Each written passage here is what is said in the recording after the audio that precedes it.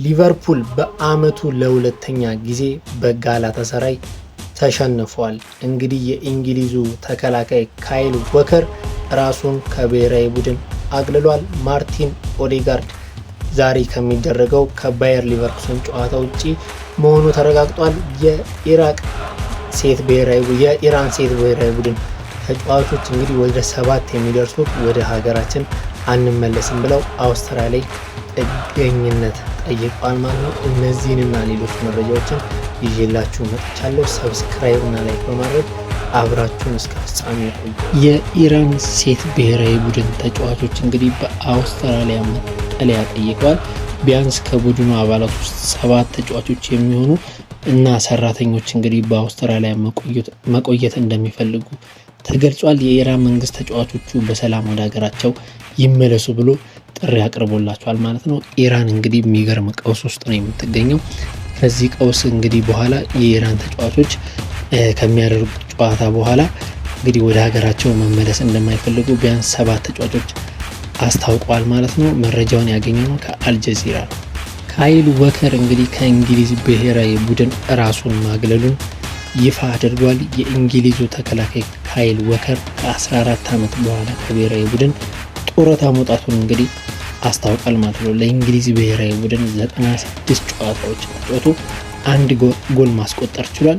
እንግዲህ ይህን ውሳኔ የወሰነው ከ2026 የዓለም ዋንጫ በፊት መሆኑ እንግዲህ ብዙዎችን እያነጋገረ ይገኛል። ምንጩን ያገኘነው ከቶክ ስፖርት ነው ማለት ነው። ካይል ወከር ከእንግሊዝ ብሔራዊ ቡድን ራሱን ለአንዴና ለመጨረሻ ጊዜ አግልሏል። የኢራቅ ብሔራዊ ቡድን አሰልጣኝ እንግዲህ አስገራሚ አስተያየትና ጥያቄ ጠይቋል። ምንድን ነው ያደረገው? የፊፋ የዓለም ዋንጫ ጨዋታ እንዲራዘም ጠይቋል ማለት ነው። የኢራቅ ብሔራዊ ቡድን ኮች የሆነው ግራሃም አርኖልድ የሚባለው ሰው እንግዲህ የወርልድ ካፕ ፕሌይኦፍ ጨዋታ እንዲራዘም ለፊፋ ጥያቄ አቅርቧል ማለት ነው። ምክንያቱም እንግዲህ በክልሉ ያለው የደህንነት ችግር መሆኑን ዘ ታይምስ ኦፍ ኢንዲያን እንግዲህ ዘግቦታል። ሊቨርፑል በዚህ የውድድር ዓመት በሻምፒየንስ ሊጉ ለሁለተኛ ጊዜ በጋላታሳራይ ተሸንፏል። በምድብ ጨዋታዎች 1-0 በኦሲሜን ግብ መሸነፉ ሁላችንም የምናስታውሰው ነገር ነው። ትላንትና ለሁለተኛ ጊዜ በጋላታሳራይ ሜዳ የተደረገው ጨዋታ በሚገርም የደጋፊዎች ድባብ ነበር እንግዲህ የተጀመረው። ይህን የምታዩትን ቲፎ በሚገርም ሁኔታ ነው እንግዲህ የጋላታሳራይ ደጋፊዎች ለኦሲሜ ማስታወሻ እንዲሆን ያዘጋጁለት። በዚህ ድባብ ነበር ጨዋታው የጀመረው። ጨዋታው በተጀመረ በ7ኛው ደቂቃ ሌሚና እንግዲህ በቴስታ የተሻገረለትን ከኦሲሜ የተሻገረለትን ጎል የተሻገረለትን አሲስት እንግዲህ ወደ ግብ በመቀየር ያቺ ጎል እንግዲህ ሊቨርፑል እንዲሸነፍ ሆኗል ማለት ነው። ጋላታሳራይን በሜዳው 1-0 እንዲያሸንፍ ሆኗል። ጨዋታው በጣም ለደጋፊዎች ማራኪ ነበር። በጣም ትላልቅ የግብ ዕድሎች ተፈጥረውበት ነበር። ኢኪቲኬ እንግዲህ ከበረኛ ጋር ተገናኝቶ ባዶ ጎል ያለቀለት ኳስ ስቷል። ይሄ ደግሞ የሊቨርፑል ደጋፊዎችን እያስቆጣ ይገኛል ማለት ነው። ሊቨርፑል እንግዲህ ለሁለተኛ ጊዜ በጋላታሳራይ ተሸንፏል። የመልሱን ጨዋታ በአንፊልድ ያደርጋል። ማን አሸንፎ ወደ ቀጣዩ ዙር ያልፋል የሚለው ነገር ከአሁኑ በጣም አጓጊ የሆነ ነገር ነው። ትናንትና የጋላታሳራዩ እንግዲህ ተከላካይ ቢጫ ካርድ መመልከቱን ተከትሎ በመልሱ ጨዋታ አይሳተፍም። ሳንቼስ ባለቀ ደቂቃ እንግዲህ በሰራው ጥፋት ቢጫ ካርድ ተመልክቷል።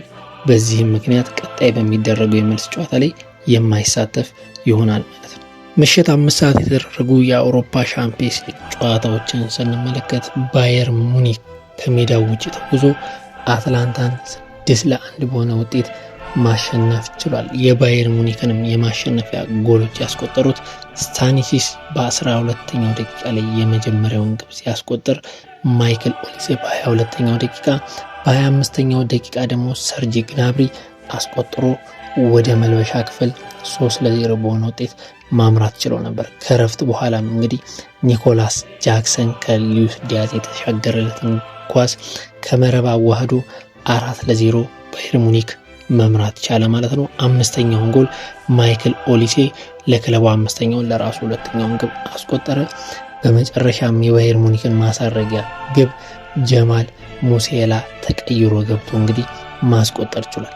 አትላንታን ከሽንፈት ያልታደገች ግብ ባለቀ ደቂቃ ፓሳሊች በ93ኛው ደቂቃ አስቆጥሯል።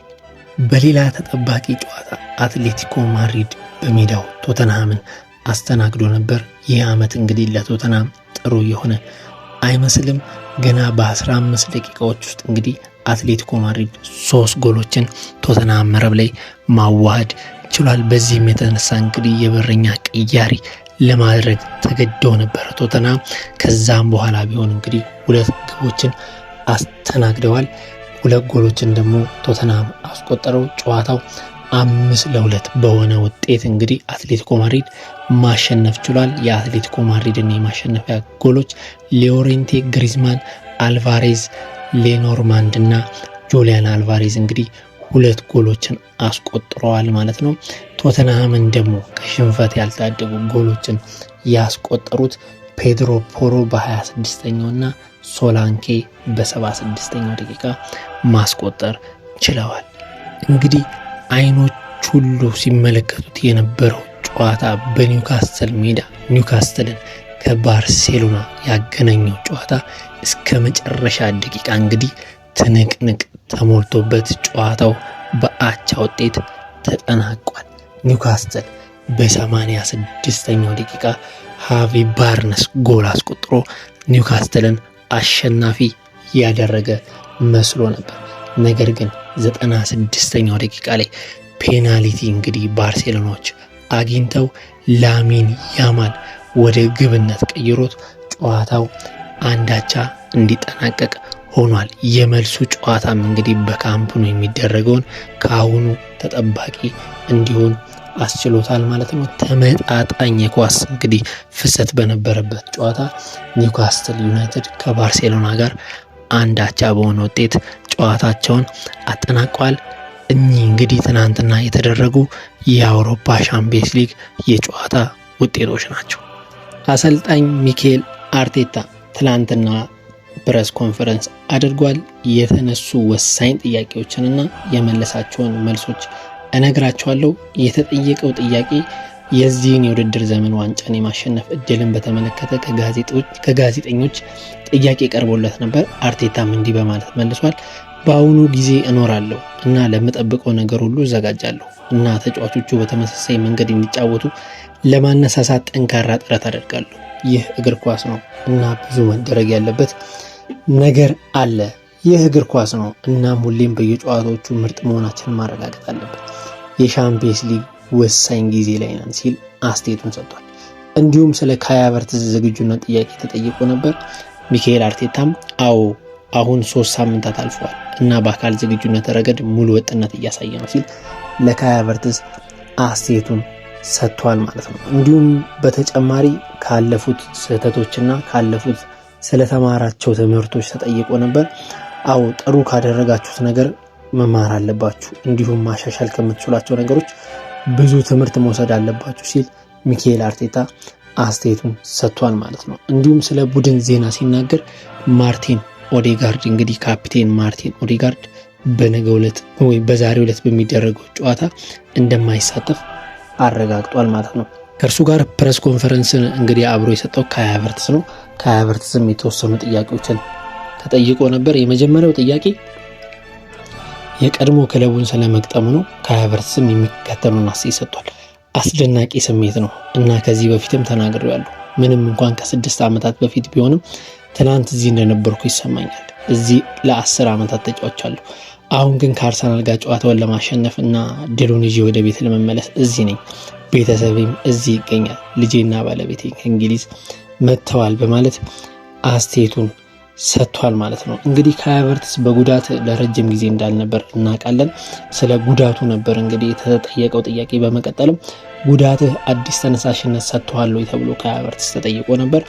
አዎ 100% እንደ አዲስ ተመልሻለሁ። በእንደዚህ አይነት ጊዜያት በሜዳ ላይ መሆን፣ በተጫዋቾች መልበሻ ክፍል ውስጥ መሆንና ከጨዋታዎች በኋላ የሚሰማን ስሜት ምን ያህል እንደናፈቁ በቃላት ሊገልጽልህ አልችልም በማለት ሰጥቷል። በመቀጠልም ካይ ሃቨርትዝ 2 ጉዳቶች አጋጥመውኛል፣ አሁን ደግሞ 3 ሆኗል። አዎ ይህ ህመም በህይወቴ ውስጥ ከዚህ በፊት ተሰምቶኝ አያውቅም እና በድንገት የተከሰተ ነው። ግን ይህ የእግር ኳስ አካል መሆኑን ለመገንዘብ የሚያስችል ሙያዊ ብቃት ያለኝ ይመስለኛል በማለት ሰጥቷል። በመቀጠልም እኔ እንደጠበቅኩት አልነበር። ሁሉም ነገር የሚሆነው በምክንያት ነው፣ ግን ተመልሼ መጥቻለሁ እና ጥሩ ስሜት ይሰማኛል።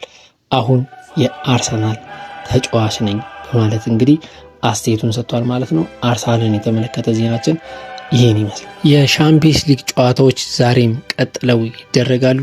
ምሽት 2:45 ላይ ባየር ሊቨርኩሰን በሜዳው አርሰናልን ያስተናግዳል። ቦዶ ግሊምት 5 ላይ ስፖርቲንግን ያስተናግዳል። እንዲሁም ፒኤስጂ ከቼልሲ እና ሪያል ማድሪድ ከማንቸስተር ሲቲ እኩል 5 ሲል ጨዋታቸውን የሚያደርጉ ይሆናል። የዛሬ ሻምፒየንስ ሊግ ጨዋታዎችን ማን ያሸንፋል? የውጤት ግምታችሁን አስቀምጡልኝ።